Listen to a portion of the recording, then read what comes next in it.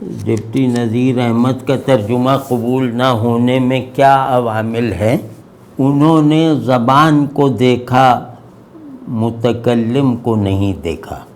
بس اس ترجمے کا سب سے بڑا نقص ڈپٹی نذیر احمد کے یہ ہے کہ اس میں متکلم کی رعایت نظر نہیں آتی، حالانکہ متکلم کا سب سے بلا واسطہ اظہار اس کے کلام سے ہوتا ہے۔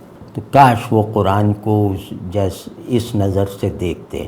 وہ بلا شبہ عربی دانی میں اپنا مثل نہیں رکھتے، عربی دانی کے منتہا پر تھے، لیکن وہ جیسے اب ہمارے لیے عبرت کے مقام پر ہیں کہ انہیں دیکھ کر سمجھ میں آ جاتا ہے کہ محض عربی دانی کافی نہیں ہے، اور اردو دانی میں بھی ان کے برابر کون ہو سکتا ہے، ان سے آگے کون ہو سکتا ہے۔